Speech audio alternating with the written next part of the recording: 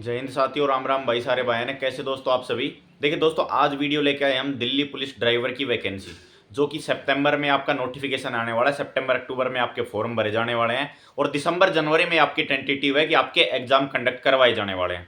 तो दोस्तों उसमें बात करते हैं कि इस बार पोस्ट कितनी आ सकती है। सबसे पहला क्वेश्चन अपना ये रहने वाला है कि अब जो वैकेंसी आएगी उसमें पोस्ट कितनी आने वाली है, और इसके अलावा इस बार सेफ स्कोर यानी कट ऑफ क्या जा सकती है, एक मिनिमम अनुमान लगा के चलें कि भाई उस बेसिस पे हमें तैयारी करनी चाहिए। अब ये दोनों फैक्टर मैंने आपके लिए क्यों रखे हैं, ये आपके लिए जानना बहुत जरूरी है।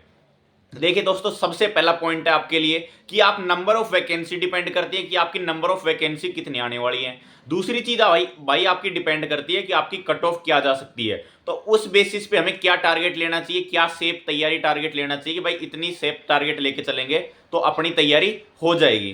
तो वो दोनों चीजें आपकी पता होना बहुत जरूरी है। आपको पता है, आपका सिलेबस सभी को पता होता है। अब नोटिफिकेशन का भी आपको पता है, आपकी एग्जाम डेट का भी आपको पता है। लगभग 10 से 11 महीने आपके पास एग्जाम होने में अभी बाकी हैं, टोटल समय है। बस एक कंफ्यूजन है, ज्यादा दिमाग में चल रहा है कि नंबर ऑफ वैकेंसीज यानी टोटल पोस्ट कितनी आने वाली है दिल्ली पुलिस ड्राइवर की।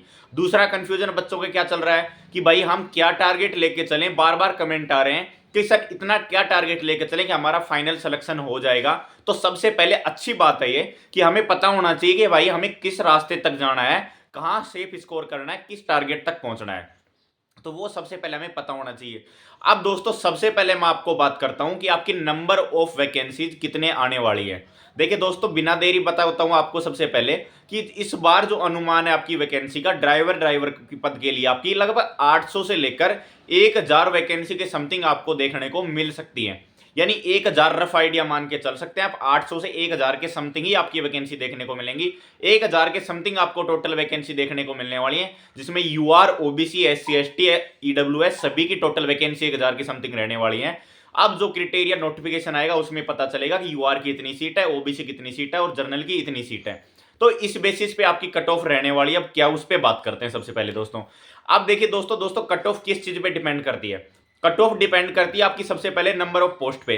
सबसे पहले हमने अनुमान लगा के चलिए कि आपकी 1000 के समथिंग आपकी वैकेंसीज आने वाली है, क्योंकि इतनी वैकेंसी तो आपको देखने को जरूर मिलेंगी। अभी लगभग मैंने सुना है कि 700 से प्लस वैकेंसी आपकी खाली है। अब 700 से प्लस वैकेंसी अभी खाली है। आपका नोटिफिकेशन सितंबर अक्टूबर में आने वाला है। इसका मतलब 7 से 8 महीने तो अभी नोटिफिकेशन में आने में बाकी है। अब इतने तक क्या कांस्टेबल जो सॉरी ड्राइवर हैं आपके, क्या वो रिटायर नहीं होंगे? यानी बिल्कुल रिटायर होते हैं क्या? इतने नए पद खाली नहीं होने वाले, बिल्कुल खाली होंगे। तो लगभग 700 से 800 सीट तो अभी खाली है प्रेजेंट में, जो 31 दिसंबर तक की बात कर रहा हूं। अब उसके बाद लगभग 200-300 वैकेंसी तो और खाली हो जाती है एक साल में। लगभग 10 से 8-10 महीने का समय है आपके पास में। तो इतने वैकेंसी आएगी तो इतने गणना की जाएगी उसके आधार पे, तो आपकी डेफिनेटली 1000 वैकेंसी तो आने वाली है। अब दूसरी चीज डिपेंड करती है दोस्तों, बच्चे कितने ज्यादा फॉर्म भरते हैं। आपको पता है कि आजकल कंपटीशन सभी में बहुत ज्यादा रहता है, क्योंकि सभी की तैयारी आजकल लगभग सभी बच्चे कर रहे हैं। अब इसके लिए एलिजिबिलिटी सबसे मेन चीज ध्यान रखने की क्या है दोस्तों, कि आपके पास ड्राइविंग लाइसेंस होना चाहिए हैवी लाइसेंस वाला। यानी आपके पास हैवी मोटर व्हीकल लाइसेंस जो बच्चा होगा वही इस फॉर्म को अप्लाई कर पाएगा। लाइट मोटर व्हीकल लाइसेंस के साथ सिर्फ आप कांस्टेबल की वैकेंसी देख सकते हैं। आप हैवी लाइसेंस के साथ ही आप ड्राइवर की वैकेंसी देख पाएंगे। तो सबसे मेन चीज है, आपके पास अगर किसी बच्चे के पास नहीं है तो हैवी लाइसेंस अपना सबसे पहले बनवा लें। हैवी लाइसेंस के बिना आप इस भर्ती में आगे भाग नहीं ले पाओगे। अब दोस्तों बात करते हैं आपकी बिल्कुल सबसे मेन चीज की कट ऑफ क्या रह सकती है इस बार, और सेफ टारगेट अभी से क्या दिमाग में बैठा के लेके चले कि उस टारगेट तक पहुंचा जा सके। अब दोस्तों कट ऑफ का मायना अपने क्यों रखते हैं शुरुआत में, क्योंकि कट ऑफ का मायना इसलिए रखना जरूरी है अपने दोस्तों अपने दिमाग में कि अपने जब भी तैयारी कर रहे हैं तो अपने को दिमाग में एक चीज सेटल हो गई कि भाई अपने को 75 टारगेट तक पहुंचना है, 60 नंबर पहुंचना है, 90 स्कोर तक करना है। अब उसमें यह पता चल जाता है कि सिलेबस वाइज अपने आप को स्कोर में डिवाइड कर लेते हैं कि भाई यहाँ इस सिलेबस आपका इतना है तो इसमें जीके वाले पार्ट में इतना स्कोर कर सकता हूँ, रीजनिंग में इतना स्कोर कर सकता हूं, मैथ में इतना स्कोर कर सकता हूं, जो आपका ट्रेड एंड ड्राइविंग से रिलेटेड आपका पेपर होता है 50 नंबर का, उसमें इतना स्कोर कर सकता हूं। तो वो चीजें आपको अभी से पता रहेंगी तो आपको पता चल जाएगा कि भाई मैं किस सब्जेक्ट में कौन सा अच्छा स्कोर कर सकता हूं, कौन सा कम स्कोर कर सकता हूं, क्योंकि आपके दिमाग में वो टारगेट है कि मैं उसे उस टारगेट तक पहुंचना है।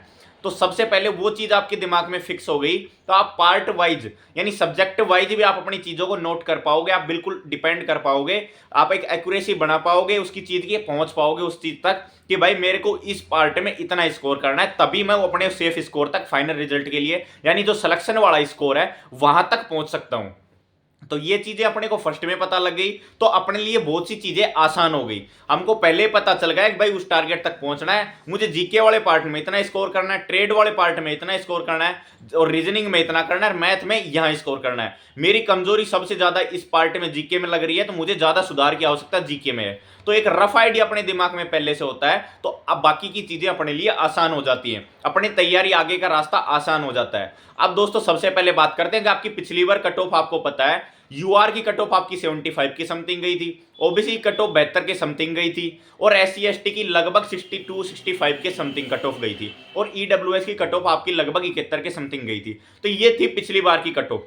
अब जो वैकेंसी आएगी इस बार, अगर पेपर का लेवल वैसा ही रहता है, क्योंकि एक पेपर के लेवल पे भी डिपेंड करता है कि आपका पेपर का लेवल किस हिसाब से आने वाला है, तो आपका पेपर लेवल अगर वैसा ही रहता है जिस स्तर पे पिछले साल आपका पेपर आया था, उस बेसिस पे आपका पेपर आने वाला है, तो मैं आपको एक रफ आइडिया देता हूं कि आपके दिमाग में इतना टारगेट तो होना ही होना चाहिए। तो आपके यूआर कैंडिडेट की बात करूं सबसे पहले मैं, तो यूआर कैंडिडेट को उसका टारगेट रखना चाहिए दोस्तों इस बार रो स्कोर का 78 से लेकर 80 के समथिंग। जो बच्चा अपना रो स्कोर की बात कर रहा हूं दोस्तों, मैं नॉर्मलाइजेशन स्कोर की बात नहीं कर रहा हूं। जो बच्चा अभी 78 से 80 नंबर का टारगेट लेके चले, जो बच्चा यूआर से कैंडिडेट की तैयारी कर रहा है, यानी जर्नल जो बंदा है वो 78 से 80 नंबर के रो स्कोर का टारगेट अभी से लेके चले, वो प्लस माइनस 2 ऊपर की कट ऑफ ऊपर नीचे जा सकती है, बाकी 75 प्लस तो आपकी कट ऑफ जाने वाली है डेफिनेटली है दोस्तों। आपकी नंबर ऑफ कंपटीशन ज्यादा है, तो इस वजह से तो 78 से 80 नंबर का आप टारगेट लेके चले यूआर की कैंडिडेट। इसके अलावा ओबीसी के कैंडिडेट कितना टारगेट लेके चले, ओबीसी के कैंडिडेट 76 से लेके 79 के बीच का टारगेट लेके चले। यूआर और ओबीसी की कट ऑफ लगभग इक्वल सी रहती है, तो आप 76 से लेके 79 नंबर तक का टारगेट ओबीसी के कैंडिडेट को लेकर चलना है। अब इसके अलावा दोस्तों बात करते हैं ईडब्ल्यूएस के कैंडिडेट की। ईडब्ल्यूएस के कैंडिडेट दोस्तों 75 से 77 नंबर का टारगेट लेके चले, क्योंकि ईडब्ल्यूएस की कट ऑफ भी ओबीसी के लगभग जस्ट बिलोंग रहती है, 1-2 नंबर ऊपर नीचे रहती है आपकी। तो अपन 75 से 77 तक ईडब्ल्यूएस वाले कैंडिडेट अपना टारगेट लेके चले। इसके अलावा दोस्तों एससी कैंडिडेट है, एससी कैंडिडेट अपना ले सकते हैं 70 से 72 नंबर का टारगेट, 70 से 72 के बीच एससी कैंडिडेट वाला अपना टारगेट लेके चले। और जो आपके एसटी वाले कैंडिडेट हैं, एसटी कैंडिडेट आपका भी ले सकते हैं 70 से 73 नंबर या 74 नंबर तक का, 71 से 74 नंबर तक का आप अपना टारगेट सेफ स्कोर लेके चल सकते हैं कि एसटी वाले कैंडिडेट इतना टारगेट लेके चलें। तो एक रफ आइडिया बात हो गया दोस्तों, आपको 75 के समथिंग सभी कैटेगरी को 75 के समथिंग लेके टारगेट लेके चलना है। यूआर ओबीसी कैंडिडेट को तो कन्फर्म है कि 75 प्लस का टारगेट आपके पास होना चाहिए दिमाग में, और उस हिसाब से अपनी प्लानिंग अभी से बना लीजिए कि मुझे 75 स्कोर किस सब्जेक्ट में किस पार्ट में कितना स्कोर तक कर सकता हूं, तो कि मेरा नंबर यहां कम पड़ रहे हैं, मुझे सुधार की आवश्यकता ज्यादा यहां पे है, तो मैं 75 स्कोर तक पहुंच पाऊंगा। तो ये चीज आपके दिमाग में अभी से क्लियर हो जानी चाहिए। अगर ये चीज आपके दिमाग में अभी से क्लियर हो गई तो आपकी आधी सी चीजें आसान होगी, क्योंकि आपको पता चल गया कि मुझे इस सब्जेक्ट में यहां स्कोर ज्यादा बढ़ाने की आवश्यकता है। क्योंकि आप फुल मॉक टेस्ट कब लगाएंगे, फुल मॉक टेस्ट जब 70 से 80% आपका सिलेबस हो जाएगा, एग्जाम से 2-3 महीने पहले लगाना स्टार्ट करेंगे। तो अभी से आप एक बार फुल मॉक टेस्ट लगा के देखिए मेरी तैयारी में कहां कमी है, वो वहीं से एनालिसिस हो जाएगा, मुझे कहां स्कोर ज्यादा करना है, और अपनी तैयारी पे विशेष ज्यादा रूप से फोकस करिए। क्योंकि वैकेंसी पे ज्यादा डिपेंड रहने का टाइम नहीं है दोस्तों, वैकेंसी इतनी ही आने वाली है, तो वैकेंसी को लेकर रोना नहीं है हमको कि भाई वैकेंसी इतनी आ रही है तो हम तैयारी कैसे कर पाएंगे, हमारा सिलेक्शन कैसे हो पाएगा। उस चीज से लेकर आपको डिमोटिवेट बार बार नहीं होना है। उस चीज को लेकर जितना डिमोटिवेट कैंडिडेट होएगा वो अपनी तैयारी अच्छे से नहीं कर पाएगा, और एग्जाम तक उसका टाइम ऐसे निकल जाएगा, और एग्जाम का टाइम आपका ऐसे निकल गया तो फिर आप तैयारी नहीं कर पाओगे, आपका सिलेक्शन हो नहीं पाएगा, और जो वर्दी की आप बाट देख रहे हैं वो वर्दी मिल नहीं पाएगी। तो इसलिए सबसे जरूरी है कि अपने आप को मोटिवेट रखें। जितनी भी वैकेंसी आई 800 आए, 700 आए, 1000 आए, आपको सबसे अच्छी बात है कि आपको अपनी तैयारी में जुटे रहना है। आपको अपने उस हिसाब से टारगेट फिक्स कर लिया आपने कि इस कैटेगरी में, मेरा इस कैटेगरी से बिलोंग करता हूं और मेरा सेफ टारगेट ये है, तो मुझे यहां तक पहुंचना ही पहुंचना है। तो आपको ये चीज आज पता चल गई, अपनी तैयारी में जी जान लगा दीजिए दोस्तों। बहुत ही बढ़िया जॉब है दिल्ली पुलिस ड्राइवर की, सबसे बढ़िया बेस्ट जॉब है। आपकी अच्छी ड्यूटी होती है, रेस्ट का टाइम भी बढ़िया मिलता है, छुट्टी वगैरह भी आपको काफी मिलती है, और सबसे मेन बात इसमें सिर्फ ड्राइवर की बात है, बाकी कांस्टेबल के इक्वल आपको सैलरी मिलती है। आपका पे मैट्रिक्स लेवल 3 का वही रहता है, ग्रेड पे भी आपका वही रहता है, 21,700 से बेसिक पे आपकी स्टार्ट होती है, जो कि मैक्सिमम 69,000 हो सकती है अभी 7th पे कमीशन के अनुसार। और दोस्तों एक मेन चीज क्या है कि आपका 8th पे कमीशन लगने वाला है, तो 8th पे कमीशन में आपकी सैलरी बहुत ज्यादा इंक्रीज करने वाली है। अभी जो दोस्तों शुरुआत में अभी जो कैंडिडेट पास आउट करके जा रहे हैं, आपकी 3-4 महीने की आपकी ट्रेनिंग होती है। 4 महीने के बाद जिस भी कंसर्न डिस्ट्रिक्ट यूनिट में जाते हैं, वहां से लगभग 45 प्लस आपकी सैलरी अभी से स्टार्ट हो जाती है। तो अब जब 8th पे कमीशन लग जाएगा तो आपकी 65 से 70,000 रुपए के समथिंग, 65,000 रुपए के समथिंग आपकी स्टार्टिंग सैलरी रहने वाली है ट्रेनिंग के बाद में। तो दोस्तों इससे बड़ा मोटिवेशन आपके लिए क्या रह सकता है, बताओ आप। सबसे बड़ा मोटिवेशन अपने लिए सैलरी होती है, जिस चीज के लिए हम तैयारी कर रहे होते हैं कि लास्ट में भाई अपने सैलरी लेनी है, उस चीज के थ्रू अपना अपना परिवार का काम चला सकते हैं। तो अपने को ये चीज सबसे बड़ी दिमाग में आपके मोटिवेशन रहनी चाहिए। आपको वैकेंसी को लेकर बार बार डिमोटिवेट नहीं रहना है। जो मैंने आपको टारगेट बताया उस टारगेट के हिसाब से अपनी तैयारी करो। आप खुद देखना, आप जब बेस्ट तैयारी कर लोगे अपनी, तो आपको वर्दी जरूर मिलेगी। इसके अलावा दोस्तों आपका कोई भी डाउट रह गया हो तो कमेंट बॉक्स में डालना, आपका रिप्लाई जरूर करेंगे। जय हिंद साथियों, बढ़िया तरीके से तैयारी करो, सब कुछ अच्छा होगा। जय हिंद।